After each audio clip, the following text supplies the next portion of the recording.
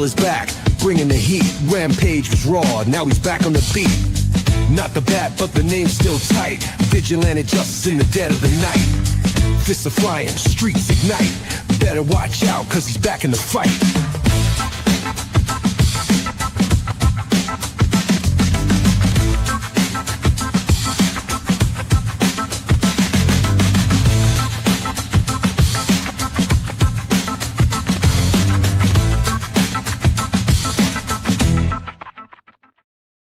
Hey, welcome to the show. We have Uwe Boll, and AI will never get your name right. I know, but it doesn't matter. They're learning. Maybe the Chinese do it first. Whoever gets it right, they're the winner. We'll double down on that.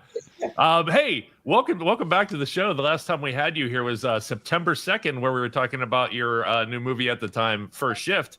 And again, that was September. We are in February or March. I don't know where we are. February still. And you have another movie that you just finished filming it, right? Dark Knight. Yeah, unfortunately, I will not be able to use the title, right? So, I mean, we're gonna fight. I got like various letters from DC and Warner Brothers, and of course, I'm in a lost position. So, I'm looking for a new title. I told them. I mean, it's an interesting story, right? James Gunn. I know him a long time because he did Slither in Vancouver, and he was on my set of House of the Dead. We both said always Tuesday's hot dog day. So we had like this kind of like, I know him, Sean Williamson, my producer, I did a lot of films with, knows him very well. So I wrote the attorney, I said, look, last year or 2 years ago, whatever was that, The Rock movie, Rampage, they asked me in Germany, like Warner Brothers Germany, asked me if it's okay if they use that title in Germany because the Rampage trilogy from me, right? So, and I said, no problem. I mean, there's nothing to do with each other. It's right. It's a video game film. I was all good, right? So, and I brought that back to that attorney and said, look, maybe James Gunn can just let it slide and let me use the title because it's kind of course, we're not doing a Batman film, but we do a film of a guy who corrects injustice. So, you know, and I said, like, especially now when they moved the Batman film, the new Batman film 2 years from now, you know, like there's nothing happening with Batman. Yeah, you're not competing at the same time for release date. Why you don't distribute it or whatever, or if not, let me use the title. They came back and said, no, we don't want that you use the title, but you're totally okay with naming it The White Knight or, you know, like the Dark Vigilante, whatever you want over. So, and I said, okay, whatever, like I'm not like insisting in keeping the title, but I tried at least, you know, so. I did the research, like there's a TV show called The Dark Knight 8 years before the movie. Yes. Can we buy the rights to that and then I found that on IMDb and sent them the link, and I said, look, there was another film, Dark Knight, in the 90s, and I said, in general, a Dark Knight is not a trademark because like the Black Knight or the whatever, Black Knight of Arthurian legend, nothing you can really protect. And they see it, of course, different. And they said, look, we made billions of dollars with the Batman and the Dark Knight franchise, blah, blah, blah. But without Christopher Nolan, there would be also no real Dark Knight. You know, there would be just Batman. And then they could not protect the title. So it's this kind of, but I don't want to like you know, like the thing is penny pinch. But I couldn't hold back. So I gave them a little feedback from a fan, you know, and I said, look, guys, here's the thing. The Joker, for example, was a big success, the first one, because it was similar to my film, harsh, dark, and violent, and not like a video game or video comic. Bam, pow, yeah. It was just, and I said the Joker 2 was an absolutely disaster bullshit. And then, you know, and then I couldn't hold back. I said, Barbie was total shit, only for your thing. And if you do now Barbie 2, it will totally bomb. because Barbie 1 was already shit. It was this kind of cultural phenomenon where everybody went in because they wanted to dress up, whatever, you know, and Barbie 2 would be a total disaster. And similar to the Joker 2.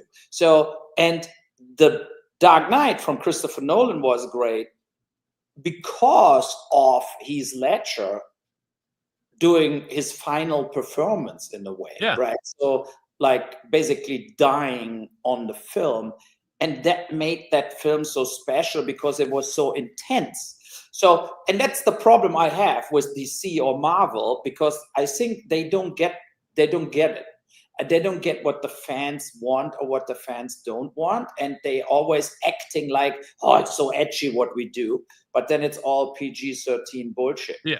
I think that's and I'm not an expert in this, but that's usually the problem I have with Warner Brothers, especially. They're just throwing darts, hoping that a fan will like it. They don't know, like, maybe this movie did okay. Let's try to do kind of what they did, or you know, we got to get all of our heroes into one movie somehow, and it doesn't matter if it makes sense as long as we can sell the toys. I feel that with their movie lines, whereas I think Warner Brothers cartoons, I don't know, they're usually way better than the live action movies. I don't know where that comes from, or like why they miss so much. Yeah, I'm right now like I'm in between titles. Like I think the Dark Citizen or the Vigilante Citizen, or I like the Exterminator. It's also there is a lot of you know, there are a lot of this kind of titles out there. They were done like 40 years ago, you know, so the Executioner or something like this. And I think the people right now, we did a little teaser what we didn't release, but we showed it to buyers, and they're all like, we're like, wow, what the fuck, we want to see that, we want to distribute that. So it has but what they don't know is that the film is way more brutal as they maybe want. You know, so, and I think... Have they not seen any of the Rampage? That's the thing. It's like Rampage 1, right? So it's this kind of like absolute, like really merciless going for it. And the thing is, like, I mean, I got Olaf Ittenbach doing the gore effects, right? He's a total splatter guy. So means like when the SWAT team gets shot, the head flies off. So it's not this kind of, okay, now we do John Wick, right? So it's not like this. It's way harder. And of course, we cannot have the $100 million production value, but I think we have it more to what the fans really will love, because it's this kind of dry. And I'm super happy with Armie Hammer, because I mean, the good thing is in him got canceled, so I could get him, right? So the thing, but I think he got canceled with no reason. I mean, I talked, of course, a long time with him when we were shooting the film. Yeah. And if you think about it, so you Twitter or whatever, you do social media, or not even social media, you do messages to a woman where you say, I want to eat you, whatever, like this kind of stuff, what made him cancel. But the reality is, it was like an intimate relationship between him and various women. And they got jealous on each other, you know? And then you have this kind of, my dog barks, texts going on, and you know, and you feel like, okay, but what's the crime? You know, like exactly. I mean, that's the thing. It's like there was not one lawsuit against Armie Hammer, and there was no state attorney who claimed he raped somebody or whatever. It doesn't exist. And he is and I have to say, he's one of the best actors I ever worked with. He really is a great actor, and he's there. He's like what Jason Statham was when he did In the Name of the King. Like, he's like an A-list hero.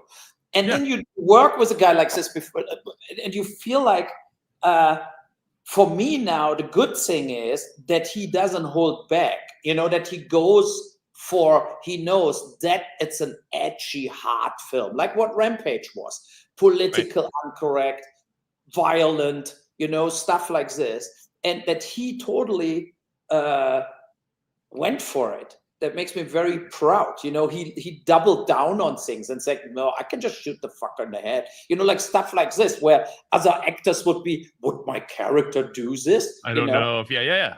And then we didn't. I was excited when I heard he was joining you. I was like, okay, this makes sense. Yeah. Like, two people have something to say back to the media, and giving it. Hey, Yes. before I do have more questions about Armie, but we have so many questions in chat. Josh, did you want to go through some of the bigger ones and see if we could go through? Because I do want to. We have people chatting. I want to get to them. Sure. We can go back a little bit here. Let's just put up one. Not a question here, but let's just mention this quick. Oh, yeah, there were two Jack Frosts. There was a comedy Michael Keaton one. Yeah, where Michael Keaton passed away and he came back to meet his son as a snowman. And then there was a horror that, correct me if I'm wrong, at the exact same time named Jack Frost. So yeah. We also had one in there. Somebody's asking if you were gonna have if we could submit names for the new movie, if you were listening to other people for movie names or. Totally. I don't want to make now a too fast decision on the title, right? So we have time. We are in post-production now. So it will take like 4 or 5 months before the movie is finally finished. So we have all the time in the world to pick the right title. I have a suggestion. I say go the Ghostbusters route and do The Real Dark Knight. They will shut it down. They will not. Because I remember when the Ghostbusters came out and there was, apparently somebody else had that name, so we can't use it. Like the cartoon, we'll just call it The Real Ghostbusters. Not a problem.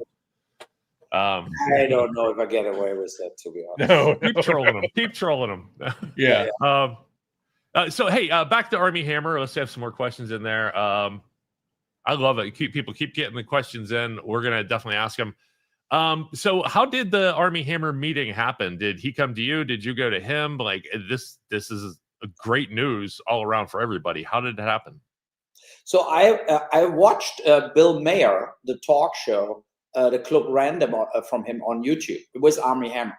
And I had Armie Hammer not really in my head at that point.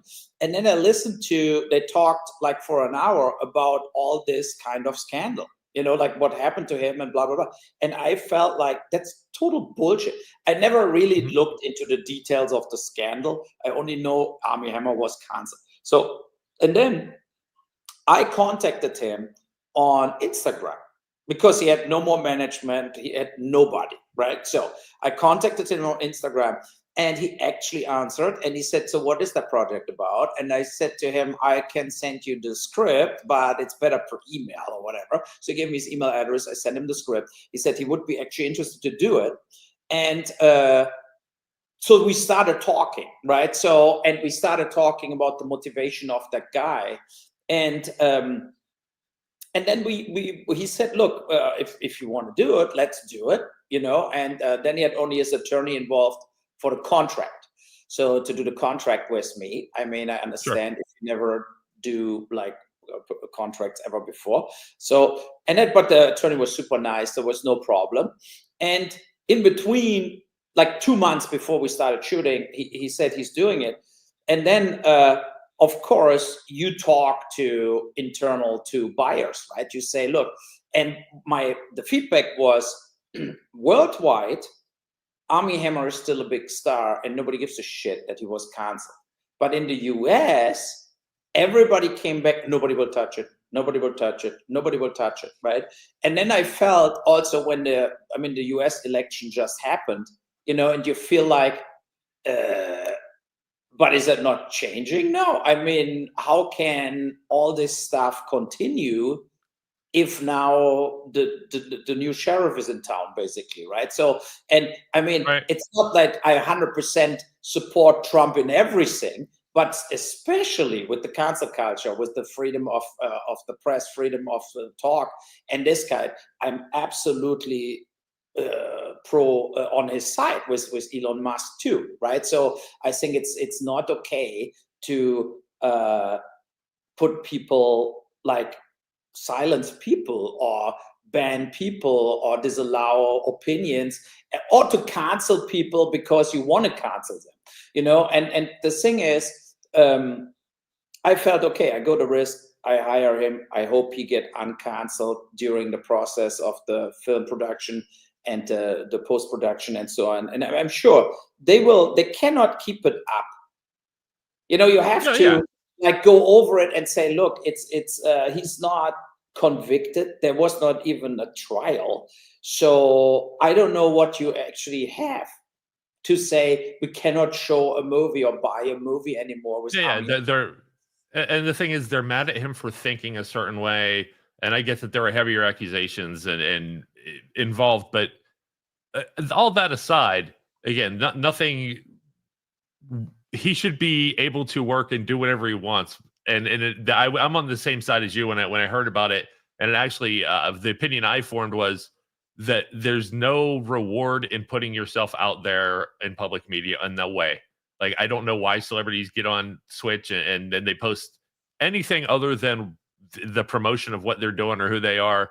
To actually put yourself out there is just waiting for, if it's not that month, it's 2 years from now when opinions change and you said something that they could shut you down for.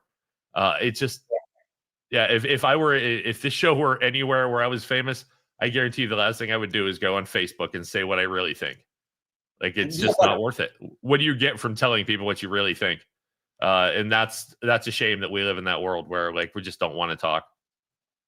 Yeah, but that's the big thing also what JD Vance said last week in we have elections tomorrow in Germany, right? So, and it's in Germany, you get sued if you tell the politician he's a fucking idiot, they sue you for it.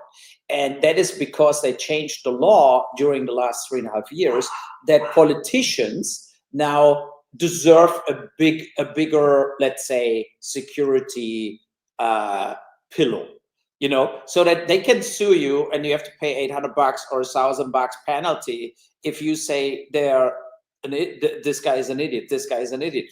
And GD Vance pointed that out in his speech in Munich, and I applaud this, right? So because it's like you have to, like, especially if you're a public figure, you have to just stand over it. Like, you cannot flip out because people say you are an asshole or an idiot. That's the game you play. So that's what I think. That's what you signed up for. Yes, you have to live with it. And that they in Germany the last 3.5 years went balloony on this, and tons of people, especially people that had no like attorneys or no backing, right? So they just get the letter and then they have to pay up because an attorney is more expensive as $900 penalty, right? So and that's the thing. It's ridiculous. And I feel like this kind of it's all interconnected. You know, it's this kind of. I watched Bill Maher last week where Kid Rock was in, right? So, and Kid Rock said he thinks that started all already 25 years ago, with this kind of like you do a tournament and everybody gets a prize, not only the winner. He said like all this. Like dissolve this kind of society like our generation was born in, you know, where you had to live with defeat to get better. You had to live with somebody like pummeled you in a soccer match, or in my case in the boxing ring, and to train harder, you know. And now everybody has to be a winner, and everybody's emotion is more important as everything else, you know. And one example for it, I read today that article in the Hollywood Reporter about the Blake Lively Baldani, whatever, like crazy bullshit, what's going on there. And in that whole article, they were like, I twittered like they're both idiots. But the thing is, the most important thing in that article for me was the following. There was a girl like playing in a movie, and she had a kid. And the Baldani producer, who's a billionaire, he said, like, look, I pay you $16,000 basically extra to give you extra housing or whatever, like that the kid is safe during your shoot, whatever, right? So, and there are all this kind of strange religion. I don't know what the name is, like the Al-Bali, whatever, the Mohammed, I don't know what the fuck they have. That they are like basically in a kind of a cult. I don't know if it's more Muslim or Christianity, whatever, but they are like this kind of religious. So, and he said to her, like, the Lord is talking, whatever, like this kind of stuff. And you know what she did? She took the 16 grand, went in another apartment, and then claimed to the union that she got inappropriate infiltrated by Housing. the producer. That's the situation. That's the woke left. These are the Karens.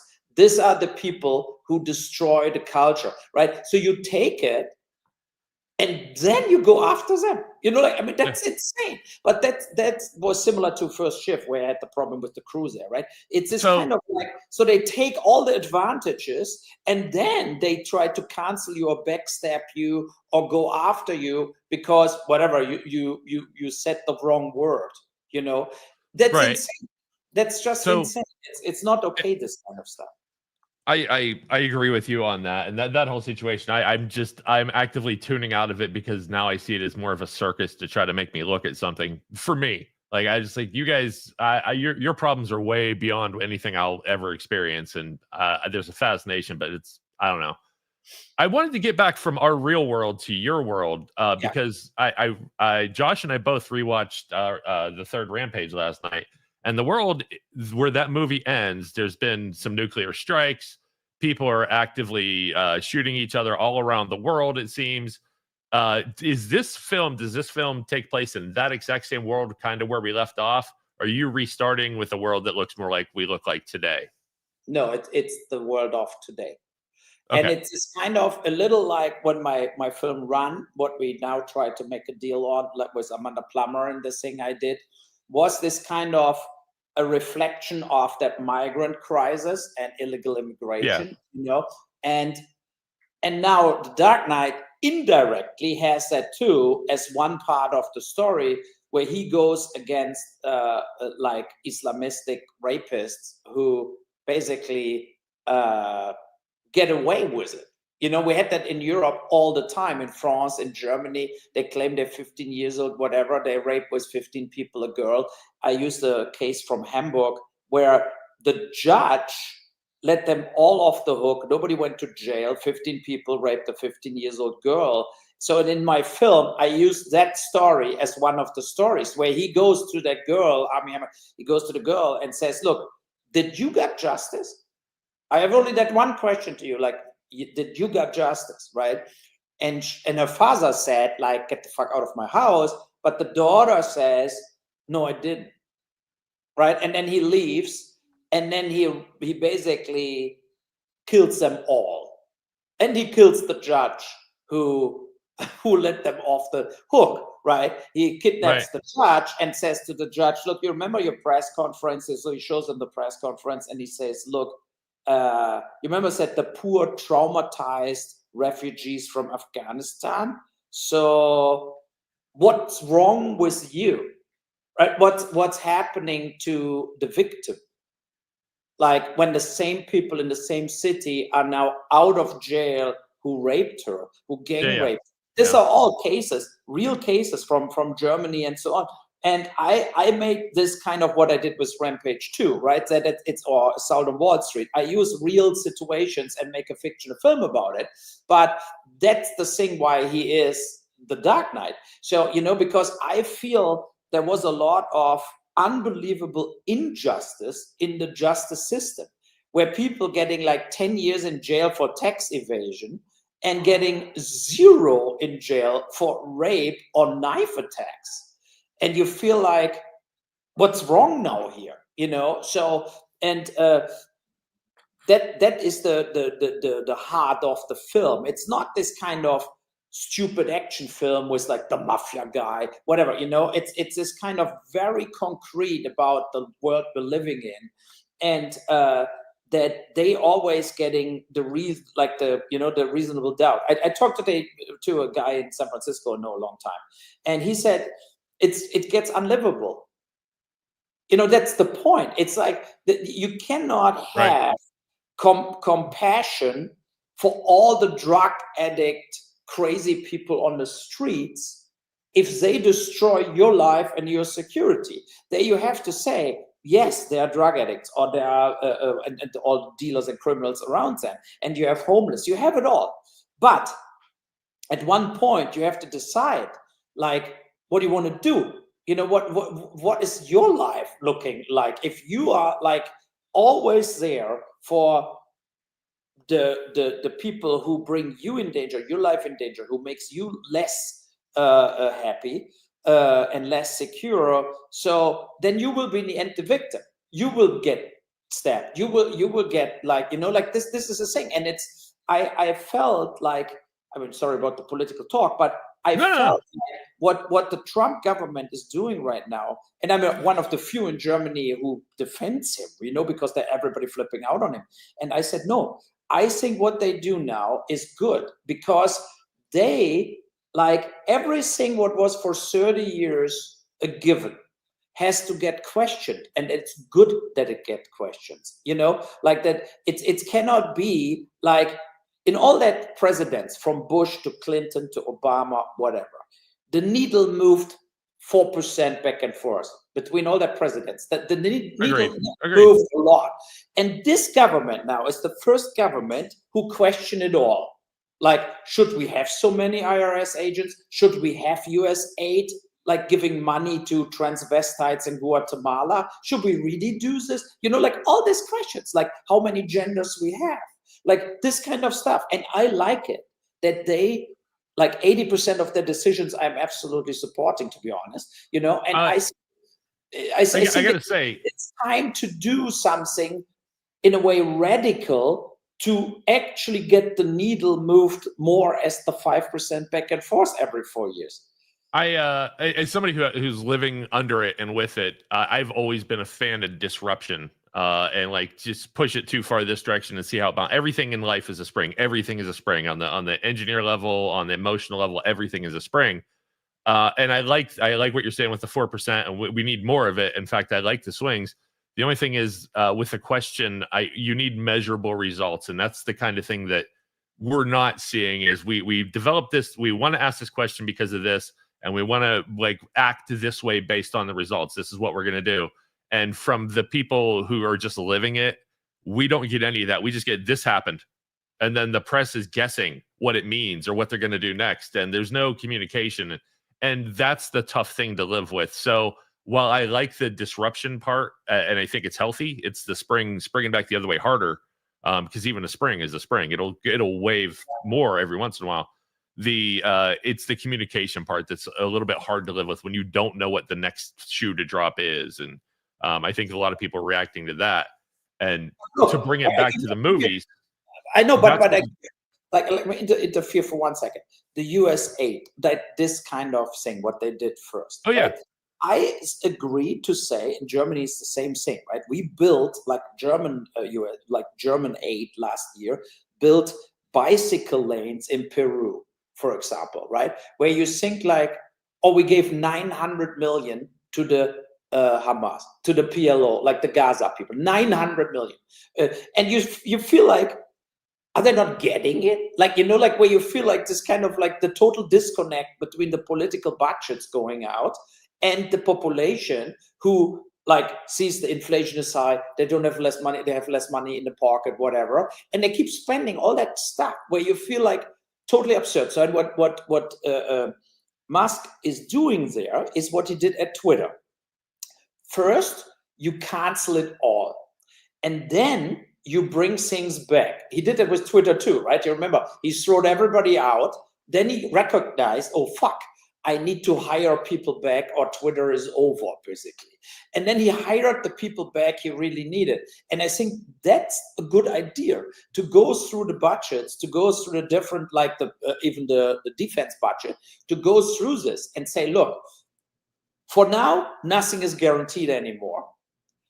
And we convince us that it makes sense to do the malaria thing in Africa. What actually I think makes sense, right? Because if malaria is contained in Africa, and in Africa people are not getting so much malaria, it cannot spread to the Western world, right? So that's the thing. And I think that is what they're doing, or at least I hope that they do this. That's the thing. I think that's your concern, right? That hope is a powerful thing, yeah. Back, they make sense. That could be a brutal issue. And today we had the Ukraine thing. So here's the deal with the Ukraine. I'm absolutely supporting Trump to do peace. I said that all that years, Putin will not lose the war in the Ukraine. In the very end, the Ukraine will be Russian if there is no peace deal. You know, like that's the reality. So all the European politicians flip completely out and say, we have to support the Ukraine till the victory in the very end. What is total bullshit. It will never happen. And, but when Trump said today that he doesn't think Putin is the aggressor, Putin is like, you know, like when he tried to file something at the UN on Monday, that's just bullshit. That's not true. We should not forget the facts. Putin's tanks rolled into the Ukraine and not the Ukraine tanks rolled into Russia. That's the fact, you know, so. And I'm not a fan of Zelensky. I think he would not get voted in if he would do election. I think he suppresses the media there, and he's totally corrupt. Billions of dollars disappeared from all the aid. But then I'm 100% with Trump. But I think he cannot go so far in like being now the best buddy of Putin and says the Ukraine means nothing to us and can get like taken over by Russia, because that would be a big strategic mistake. That would be not good. He has to still negotiate a peace deal where the Russians maybe keep this territories they took already, you know, but then the Ukraine should be still the Ukraine and not part of Russia. We cannot let this happen, that the Russians take over the whole Ukraine. That would be ridiculous. To just briefly touch on this, we in America, we have a joke about giving away a little bit of land and then hoping they don't take more. That's the problem with, you know, like what's next after Poland.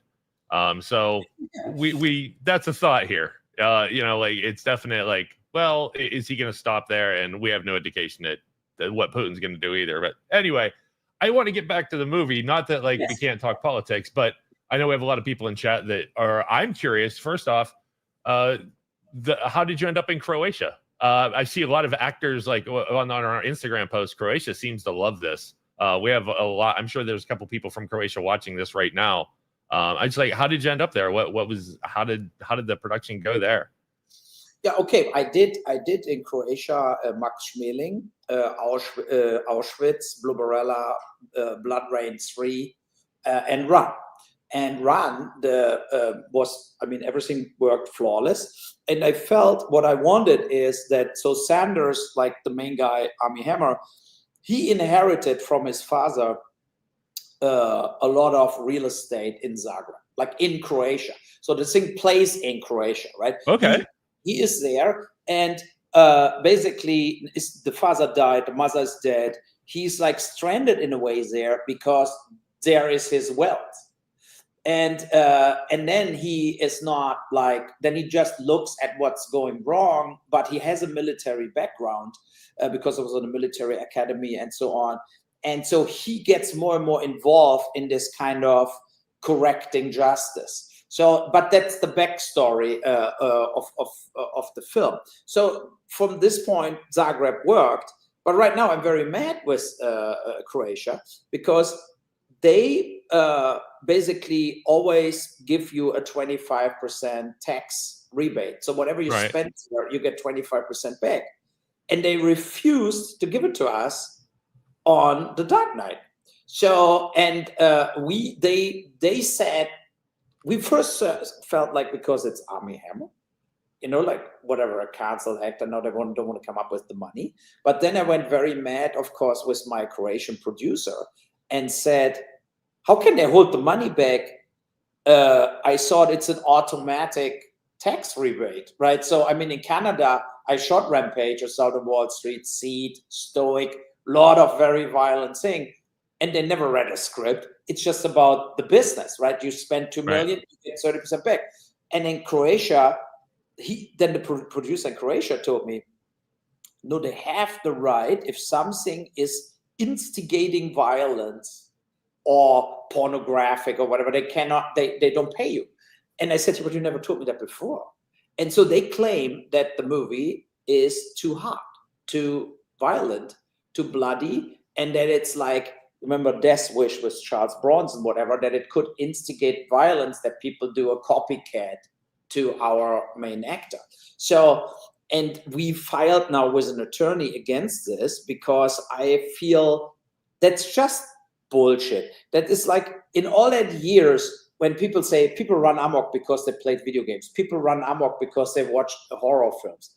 That's just not true.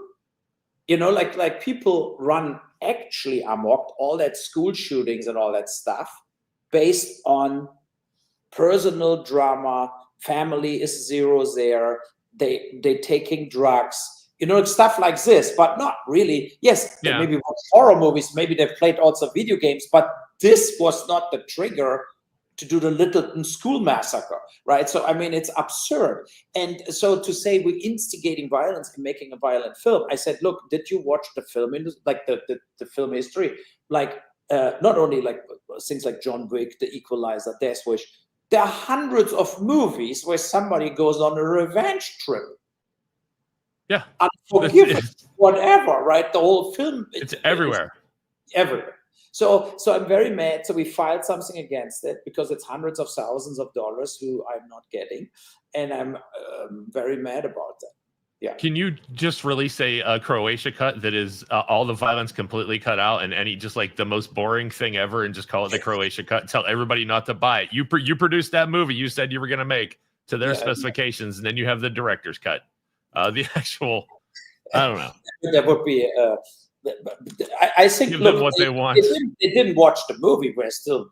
It's not editing it. So, but they read the script, right? And they, based on the script, they refused to pay the money. And then I said also, guys, what also is not fair is to not tell me this till we're shooting. You should call, because the script they had 2 months in advance. They should call me. They should call me before and would say, we read the script. You're not getting the money, so don't spend your money here. Go somewhere else. Right? You can go to whatever, Bulgaria, you can go to Canada, you can go where, Georgia or Kentucky, where you got tax rebate. So, you know, and I felt like that's so absurd.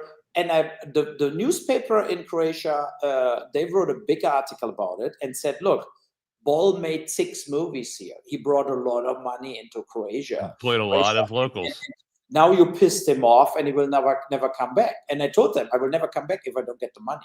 So, I mean, you know, that's totally ridiculous. Yeah. You're employing their people, you know, you're giving like their industry, not just the money that you bring, but those people have careers and more resume and credit. We had a question, Josh, I saw in the chat. That one, that was a great question from Amelia. How did the cast react to filming in Croatia? Were there any standout moments or locations that particularly impressed them? I mean, the Zagreb is a very old city, right? So it's this kind of, I made that Sanders inherited a lot of this old villas, you know, with various units in, but of course they all need renovation. So he has discussions with his team, like how much money we spend, how much money we get. So it's all part of the movie. And, but I have to say, shooting 15, 16 years ago movies there and shooting now, it totally changed. It's so modernized now, and the city has very good restaurants. Like 15, 16 years ago, you barely could eat anywhere. It was horrible. So now you have really like a lot of things happening there. And awesome. Croatia is interesting because where we shot Run on that island, it's very like lonely, whatever, but like very nice kind of coast atmosphere. And then you have Zagreb, where we shot now in a big city. There's 3 million people. And if you think about it, Croatia has only 5.5 million population. Means like outside of Zagreb, it's over. Nothing. You know, there is nothing. And that was interesting. So I recognized more traffic. There was an unbelievable story. So we were shooting in a bus where they're like guys coming in the bus and they don't pay. They're like bullies, right? So, and the bus driver says, I'm not driving if you don't pay, I'm standing here. And then Armie is there, like, you know, and he goes and says, look, I'm paying for them. I need to go from A to B, so I'm sitting in a bus.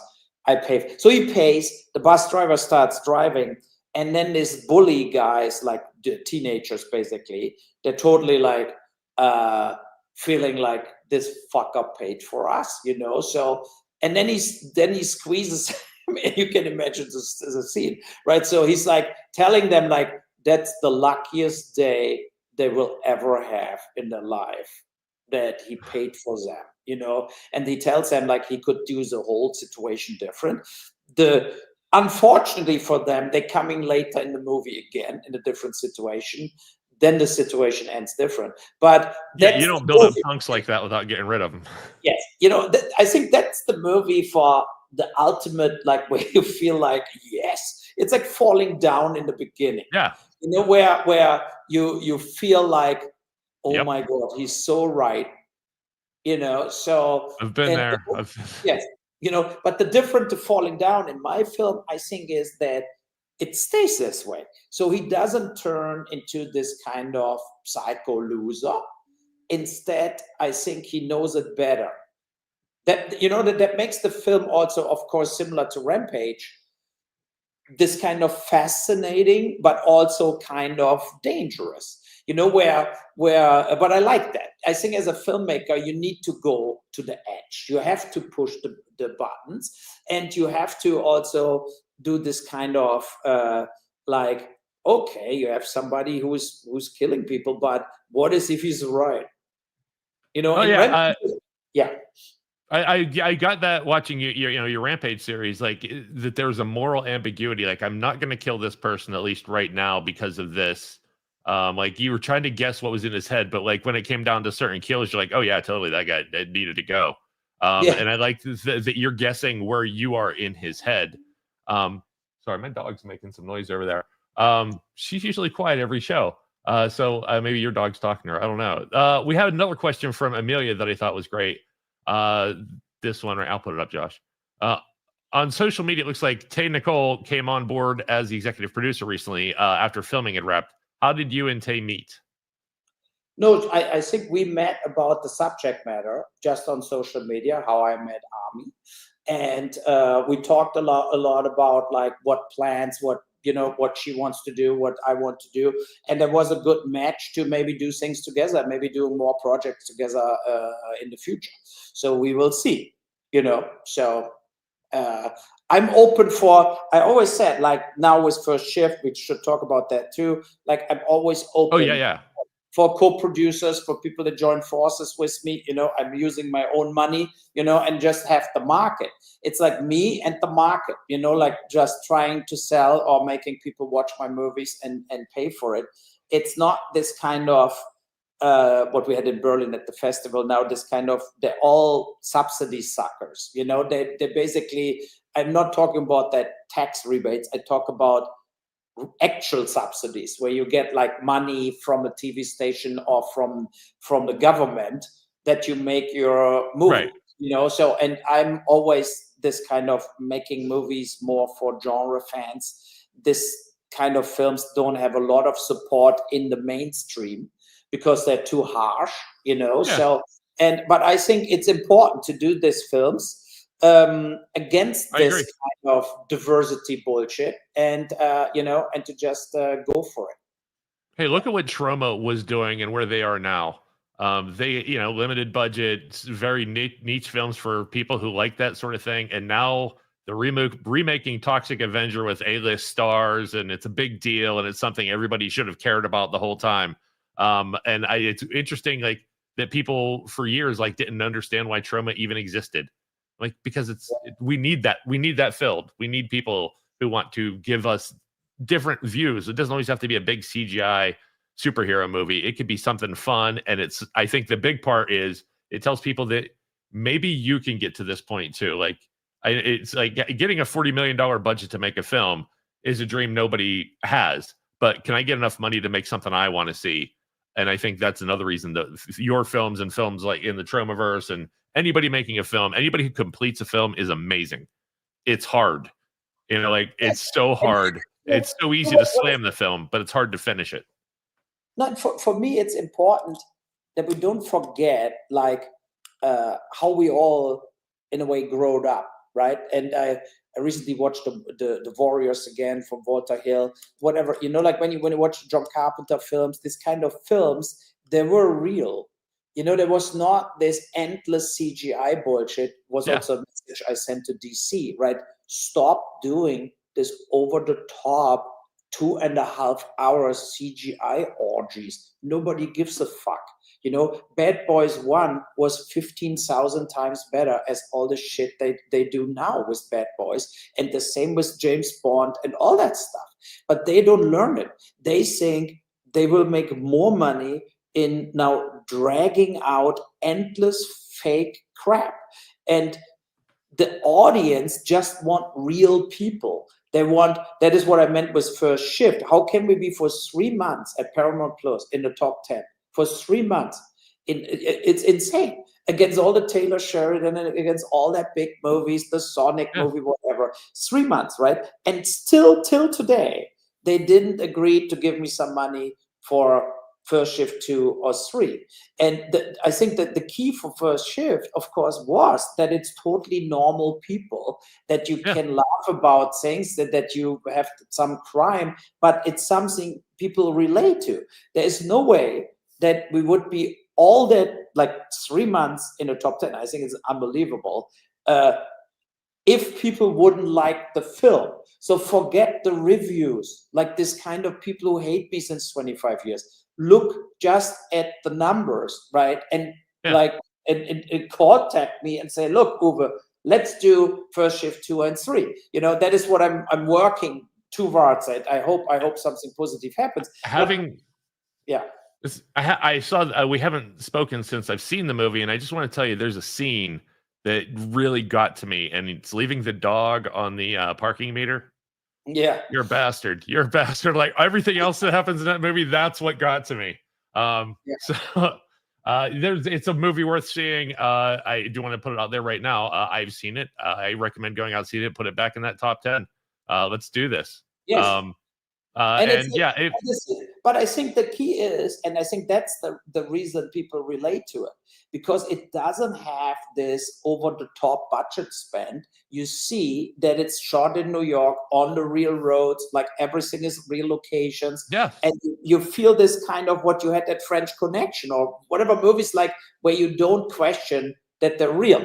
You thought French Connection is real, right? So, and I think that is gone. That is also the streamers with the amount of movies they're making. They don't get that connection done anymore. Everything looks fake. Everything looks like it's in a studio or whatever, or they block the whole road. Everybody is an extra because the actors are not able to just go in the subway and shoot, you know, like stuff like this. And I think this kind of like the rebirth of the real independent genre film has to happen. We have the rebirth, or was never a rebirth, but we have this kind of art house crap. What goes for the Oscars, what goes for the SAG, the DGC, the BAFTA, the whatever. Like when I see, like every day when you read the trades, you see the Brutalist and Emilia Paris and all that shit, like endless on the red carpet in every fucking festival in the world. And you feel like, but nobody gives a shit.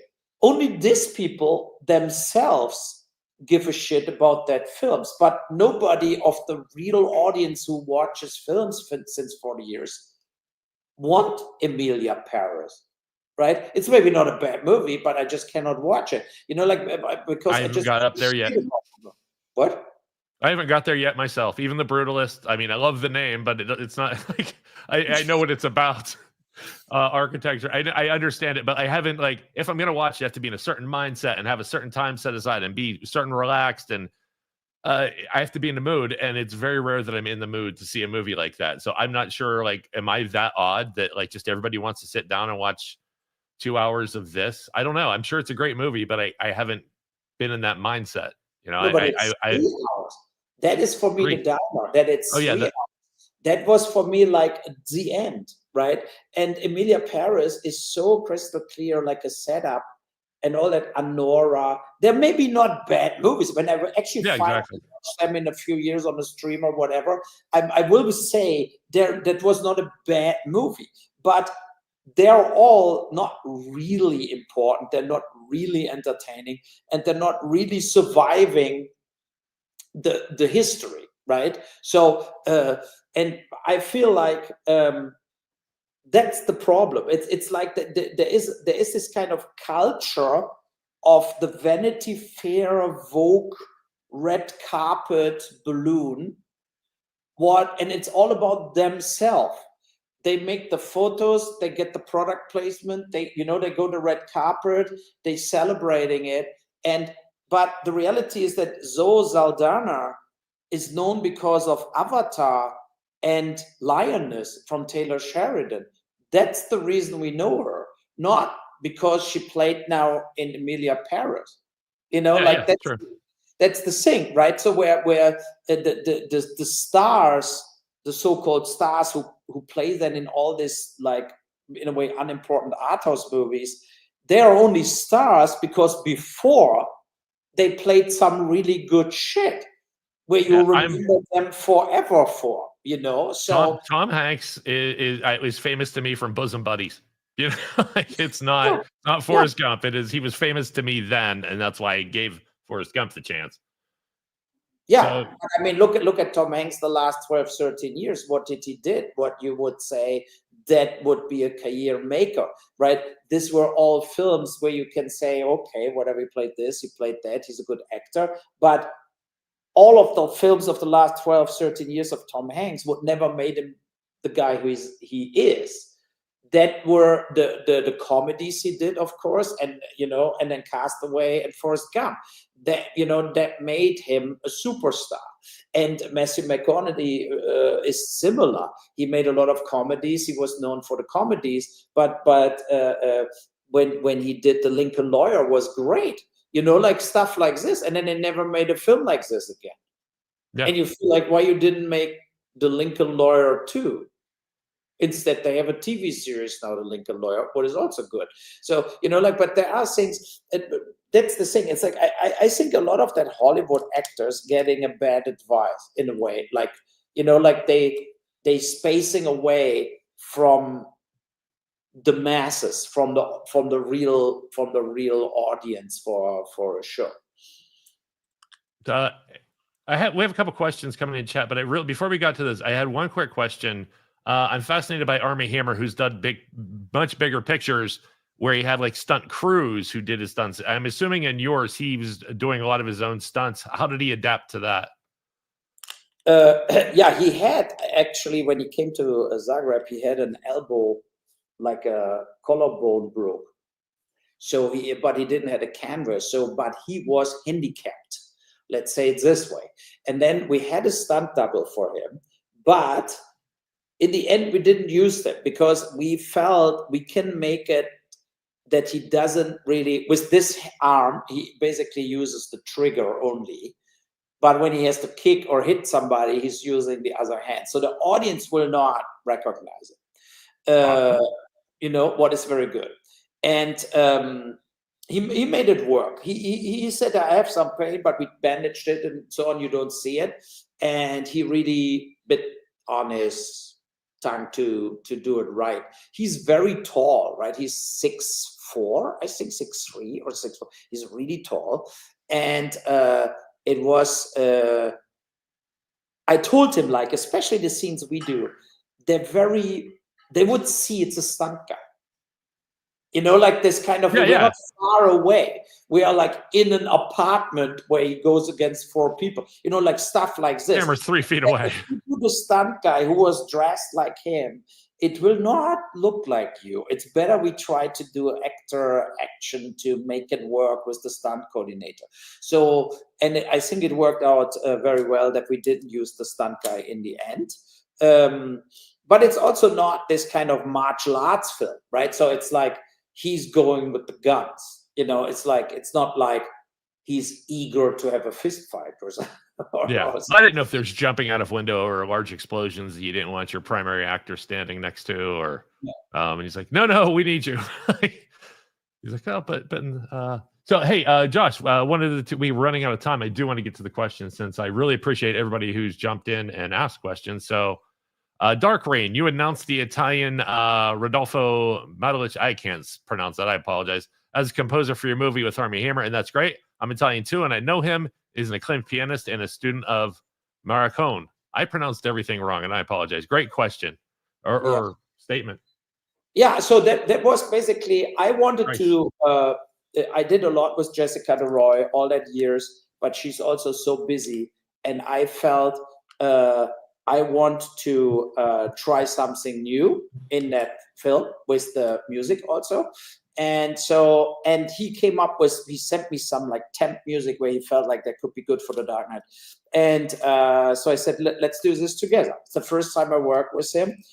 He helped us out already with the Run trailer, what is on YouTube. He did the music to this, what is very, very good for a totally different movie. Because I told him, like, I need the trailer music done now. And I jump on this. And I'm looking forward to work with him. And he works with a symphony orchestra. So it's Beautiful. not like synthesizer, whatever. He has in Italy, I think, a deal with Sony. So they will basically be partner of it, and they pay the symphony orchestra. So I'm happily using this. Yeah. But I have more time, so you don't have to. We have another 15 minutes, 20 minutes if you want. Okay, cool. Yeah, I just, I know you're pushing it hard, and you just finished wrapping. I can't imagine what your daily schedule's like for the next couple of weeks at least. So thank you. Awesome. Did we have one above that from Amelia? Oh yeah, another right on. Amelia's killing us with questions. That's awesome. Thank you, Amelia. Are there any major events or premieres coming up for The Dark Knight from production and cast? Who will be attending these events, and what can people expect? Yeah, I mean, we have to work on a US deal. We have very good interest from various companies, what is very good. And yes, we definitely will join film festivals or do a premiere for the film. It has to happen.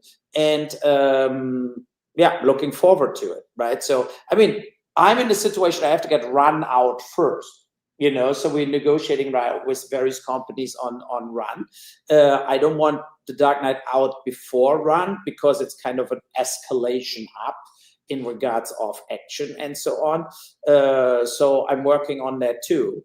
And I mean, the times are still hard in the film industry, right? So, but I think what we saw last year is more smaller movies again getting a chance to go out theatrical, even if it's small, but there is a chance, and that's what I want to do with Run. That is want to do with The Dark Knight. We shot both films in CinemaScope. It's for the big screen, so we want to show them on the big screen first. Beautiful, beautiful, beautiful. Yeah, we it's a good time for some independent makers. We just interviewed a filmmaker, director of In a Violent Nature, and just because of the timing of major movies and stuff getting kind of moved around, he got into more theaters than he ever planned on, and this movie just exploded. So yeah, timing is a huge thing, and he was very much aware that like he might not have went anywhere if the timing wasn't right. So I get that you want to time everything as best as you can to just get it in front of eyeballs. Yes. There was another question it might have been Amelia or somebody else asked, I could paraphrase. How did you end up in Croatia? How does this film adapt to Croatia, or did you adapt the film to be in Croatia after you decided you want to be there? No, it was really like, for me, it's convenient, because Croatia overall is, of course, way cheaper. It's like it's shooting in Germany where I live. So it's in general, you save money shooting there. And I like the crews there. They are like very good film crews, people I worked with before. And it's all about trust, like this kind of like where you feel you have to shoot flawlessly going. Boris Velikan, the line producer, is a very good guy. So that I can focus on making the film and not focus on like organizing everything. What we had was first ship, right, in New York, everything went off track.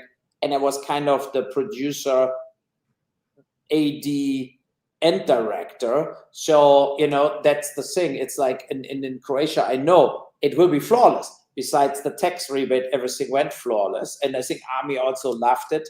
And the crazy thing I wanted to tell you was like, when I was interrupted. So we were shooting in that bus scene, what I told you. Oh, yeah. And then drove like police cars, black cars, red like sirens.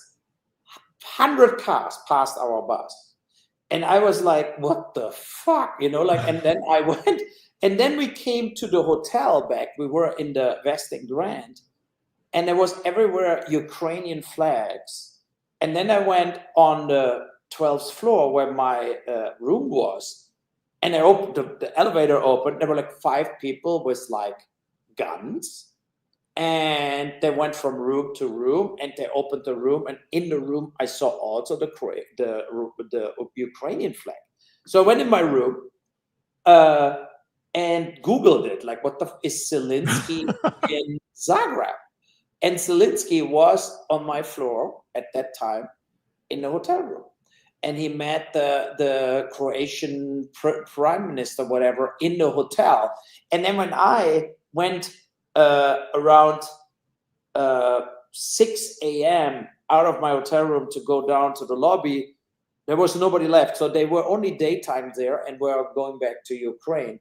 So, but it was interesting because we were talking, Armie was talking about it too. Like, okay, so if I'm a terrorist, I mean, they didn't check me. Sure. I was right there at the floor where Zelensky was, and I could have like a bazooka in my hotel room. They didn't, maybe they looked into my hotel room when I was not there, but when I came out of the elevator, they didn't pat me down or whatever. I just walked to my room. Right, I could also took the AK-47. And I'm sure you guys had some pretty interesting equipment that is not identifiable to everybody on the street. Like just various production, whatever equipment with you. Yeah, we had a lot of course, guns and everything on the set too, right? Yeah. So, and it was was for me interesting because I felt like he's not really good protected here. If you really want to go for it and kill Zelensky, I think that could totally happen. So, but that's a sidetrack. But I felt like that was so interesting to be confronted with this kind of direct historical political stuff. You're right there. I can't believe you didn't go for a photo. I know, I come here, and but it was interesting. So, little. That's cool. So I did want to talk about Run. I know I wanted to just his Dark Knights. It's being talked about a lot, but Run is the reason I wanted to talk with you in our last interview. Do you have more information about when we're going to start seeing some previews? Any festivals you have it lined up for? Where are we at with Run? Yeah, the trailer is out. You can see it on YouTube. So it's on my channel or KinoStar. So if you put in Run trailer, it's coming out. And we're working on the US theatrical deal. That is what we're working on, right? So I don't want to just put it out there on Amazon or something. I want that it's visible on the big screen. Release. That is what we're working on. And I hope we can close something soon. But it's the problem with big companies when you negotiate with them, they always need approval. When you negotiate with me, I can say, okay, deal done. Sure. Right. Yeah. So, but they have to run it through somebody, and then they have to decide. It's the same with Paramount Plus on First Shift, right? You have the feeling is there anybody ever making a decision, or are they just not doing anything? So that's the key. And I'm I hope for Run we can move it forward as fast as possible. Nice. Yeah. Two more movies. That's amazing. Trailer is very good. So yeah. I believe I've seen it. I've been just doing so much research lately. My brains might be mush. Something to me says I've seen it, and I apologize for that. I did have two more things. I will send you the link right now. We could probably grab it out of mail if we can, and then put it into chat, Josh. Two other movies. Oh, good, Dan. Yeah, you had something to pop in with. Yeah, no, I just because we were talking earlier about obviously Croatia withholding and kind of with their imaginary metrics that they just made up at the moment. Gotta love that. But something we talked about in our last interview, we kind of said in jest, maybe not, was you kind of doing a your topics are getting a little more grounded over time. As you move forward, something that could circumvent this process. We noticed that people don't really take animation seriously, or musicals, these heavy topics seriously, when it's in the form of animation or comedy and musicals, right? So what if you know, down the line, we could possibly see an animation again? You mentioned doing animation before. We're just saying, you know what? Croatia, fine. It's in a musical format in an animation. Let's do that South Park style. Give me my 25%. I know. I mean, it's in retrospective, you know it better, right? So, I mean, the problem is now where they said no. It's like they will not change the opinion if I say I did a recut, I rewrote it, the film is different as you think. Right. It's very tough because they doubled down on it. And but I mean, it was a strategic mistake, I have to say, from my Croatian producer, unfortunately. He should never, if he would known that they can deny a tax rebate, he should never submitted that script as it was written. Or make sure there's approval. You would have to like totally smooth it out more, that it's, you know, whatever, that, I mean, that by accident he kills the people, you know, like whatever, or they attack him and then he shoots them, stuff like this, you know. But that was, of course, not my intention. I wanted that he's in control of the situation. And but it's also like I make films or I write things where I feel I want to watch that myself. You know, I'm just yeah. Like Postal was would be a great opportunity to do something along those lines with like the musical animation. I am pushing you every time we do an interview with you. I'm going to be that voice in your head going, do an animation video game musical, do it, you know, and I'm gonna be that voice every time. Postal the musical. Let's do it. There's so many places. I did want to see if you had any information before we let you go about, there's something else appeared on your IMDb called Seed Legacy. I don't know if you want to throw any teaser or whatever information out there. That's I licensed that out. So that's as other guys doing it, and they wanted to do Seed 3. So I said, whatever, do it. You know, and I will do the sales, so I make some money on it. But I hope they make a good movie. I mean, I hope, you know, so I'm scared that they don't make a good movie. But, you know, it's like nothing I wanted, like the C2 was also not from me. So I'm not eager to do this more, you know. So I think I have a few projects I really want to do, but a lot of them are not so cheap. You know, so you need very good cast. You need to get something going. One is from a friend of mine, Whitney, Point of Evil. It's kind of it's a great setup. So think about the beginning, and I bet you want to watch the film then too. It's like, so you have two political candidates like talking on a stage, and you have kind of a fair and people running around and listening to them, and you have also like children playing or whatever, and then like both guys getting shot at the same time. And so the police comes, and then they find out two different angles, two different weapons. So you feel, of course, two killers killed these two guys at the same time on the stage. But then with the investigation, it turns out they were not connected at all. Like there were two, so the totally coincidence that you have two totally different groups planning a murder, and by accident they're executing it at the same time. Totally absurd. But it totally works. Great script. I love that film. But for this, for the cop, you need a Matthew McConaughey. You know, you need somebody who carries the whole film. Gerald Butler, whatever, you know. So, and I'm looking for that actor because the actor will trigger the financing. So it plays in LA. I mean, you can play it everywhere, but it's not cheap. Has to play in an American big city. You need bigger stars. That's something what like a Netflix could finance, you know, but they're not saying, here, over our $30 million. They will only help me doing this if I get this cast. And, you know, if you have Armie Hammer non-cancelled, you could finance the film with him.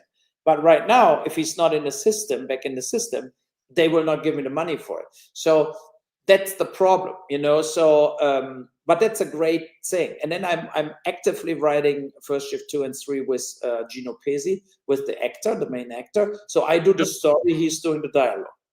Yeah, we got to meet with Gino. Gino's an amazing person. I love talking to him.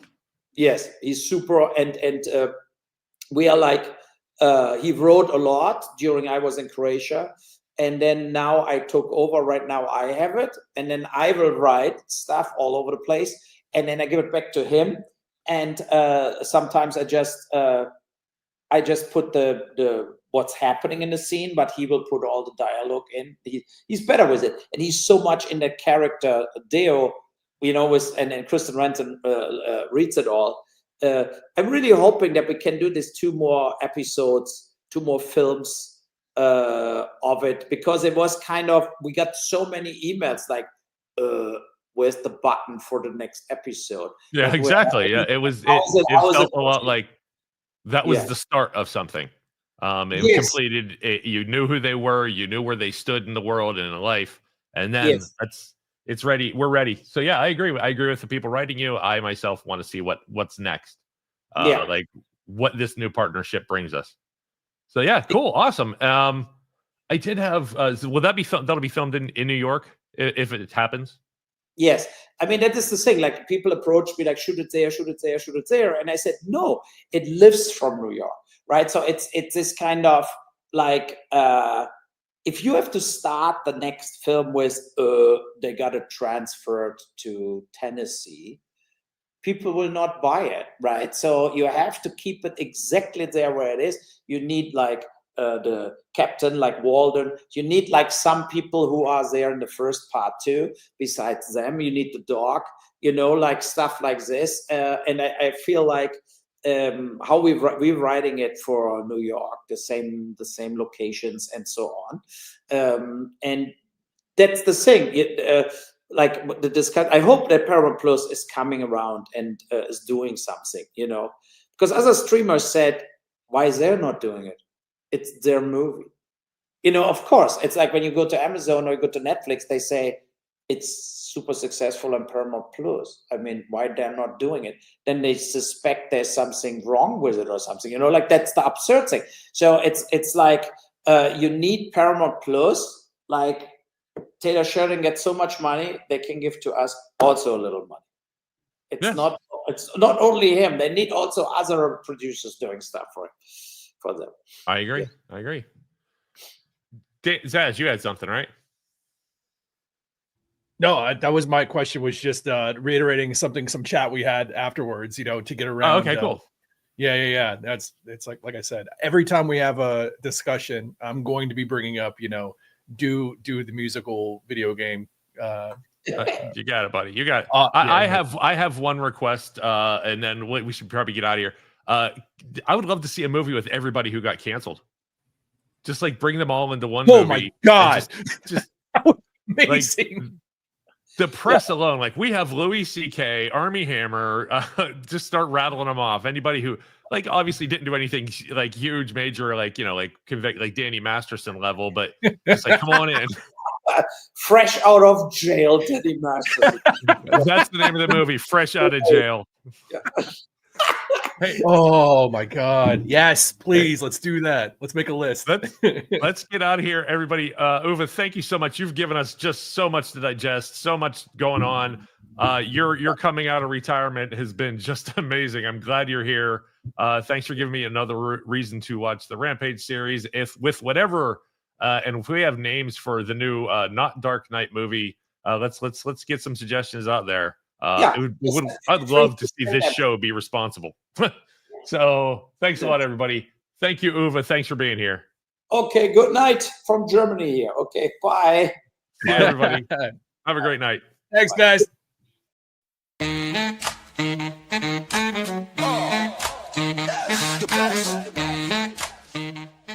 Oh my goodness, that is quite a question. Oh, you are so funny. That is so true. You're like the only person that's ever asked me that question. I'm really glad that you noticed that, you pointed that out. So I just want to give you a shout out and say it's appreciated. It's been so fun chatting with you guys. I didn't realize how late it. I'll always talk to you guys. Thanks very much. And again, you guys are super well prepared. You got your act together. I hope you continue to get more viewers. You deserve them. You guys, you are the first podcast to bring this up, and I'm impressed. I'm really impressed. Thank you. Bye.